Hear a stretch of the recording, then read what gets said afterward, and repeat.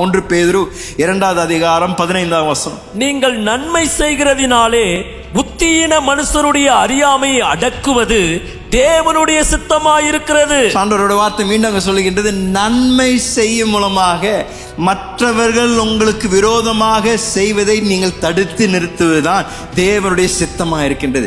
நன்மை செய்கின்ற வாழ்க்கையாய் நாம் வாழ்வது தேவன் தம்முடைய சித்தம் என்று வெளிப்படுத்துகின்றார். இன்னும் ஒரு வசனம் வாசிக்கலாம். 2 கொரிந்தியர் 6ஆம் அதிகாரம் 14ஆம் வசனம் வாசிக்கலாம். அந்நிய நுகத்திலே அவிவிசுவாசிகளுடன் பிணைக்கப்படாதிருப்பீர்களாக.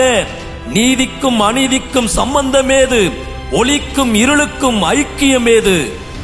மீண்டும் ஆண்டவராங்க அழகா சொல்றாரு, நீதிக்கும் அநீதிக்கும் சம்பந்தம் எது அப்படின்னா, திருமண காரியத்தில் இருந்தாலும் சரி, வியாபாரத்தில் இருந்தாலும் சரி, தேவனை நேசிக்காதவர்களோடு கூட இணையக்கூடாது என்று தேவன் தம்முடைய சித்தத்தை ஏற்கனவே வெளிப்படுத்தியிருக்கிறார். அப்படின்னா பல நேரங்களில் நாம் தேவனுடைய சித்தத்தை சரியாக அறிந்து கொள்ளாத காரணம் இருக்கணும் என்றால், நாம் தேவனுடைய வார்த்தையை திறந்து தேவனுடைய வார்த்தையை படிக்காதனால தான் நான் சொல்லுவேன்.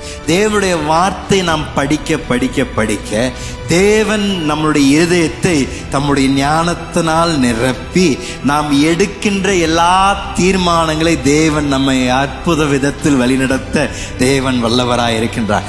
வேதாகமம் ஏதோ பழைய நாட்களுக்கு சம்பந்தப்பட்ட ஒரு புஸ்தகம் இல்லைங்க. இன்றைக்கும் நம்மளுடைய வாழ்க்கையில் தாக்கம் செய்யக்கூடிய ஒரு புஸ்தகம் இருக்கணும் என்றால் அது ஜீவனுள்ள தேவனுடைய வார்த்தை. தேவனுடைய வார்த்தையை ஒரு விசுவாசி படிக்கும் பொழுது தேவனுடைய சித்தத்தை சுலபமாக தங்களுடைய வாழ்க்கையில் அறிந்து கொள்ள முடியும்.